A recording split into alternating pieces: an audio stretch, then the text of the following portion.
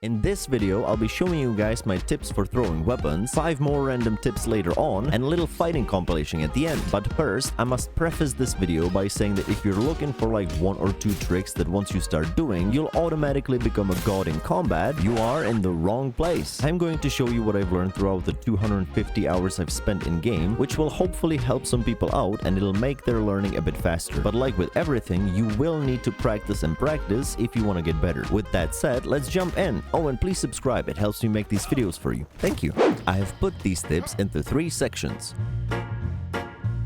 When I first started playing Blade Sorcery, my main problem in combat was how fast everything was and the fact I didn't know how to properly wield my weapons. To make the learning go a bit faster, I highly recommend starting by using a lot of slow motion. That way you learn how things interact with you and the surroundings. But try switching from slow mode to normal speed often so you don't get dependent on slow mode. There are a bunch of mods that can make your weapons lighter. I don't like using them because it feels really unnatural and makes throwing more difficult. And trying to do flips and tricks with your weapon really helps to train your brain.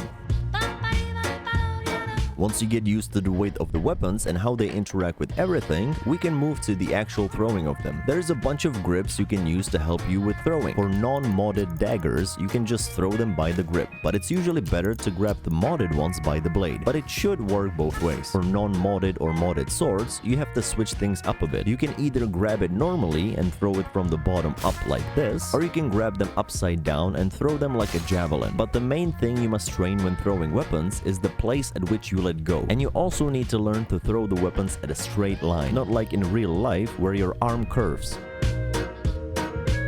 Once your brain figures out how it works, it's just a matter of time and practice. But do remember that when using modded weapons, their attributes will not be the same across all of them, and the weight and how they interact can vary a lot. So if you're not successful with one weapon, try a different one. I also highly recommend using a mod like butter stabs so the weapons stick in enemies more easily. There's a few similar mods, some for Nomad as well. I will leave some links for mods in the pinned comment below. And remember to not swing your arms super fast. It is not real life and the sensors in your headset and controllers are not going to keep up and it will screw up your throw. Oh, and don't put your hands behind your head when throwing. The sensors won't see it if you're using something like a Quest 2 and it will screw up the throw as well. With all that being said, I hope these tips are going to help you out, and if you have any questions, leave them in the comments below. Now let's quickly go through more tips I came up with. And if you'd like me to make another video like this, let's reach 100 likes. When parrying an attack, don't just put your sword in the right place, but move against the attack. It will stagger the enemy, giving you a chance to strike. Going slow-mo and just parrying every attack coming at you can help you learn how the enemies attack and what moves to expect. With a bit of practice, you can time a punch to the wrist when being attacked, instantly disarming your opponent and giving you a chance to strike back. Periodically delete mods you're not using anymore. Too many mods can lag your game. If you're having trouble with dismemberment, make sure it is enabled in the settings and that you're hitting your enemy along the joints with a bigger weapon. You can use smaller weapons if you're using an easier dismemberment mod. And that has been all of my tips for this video. Now let's see it all being used in action.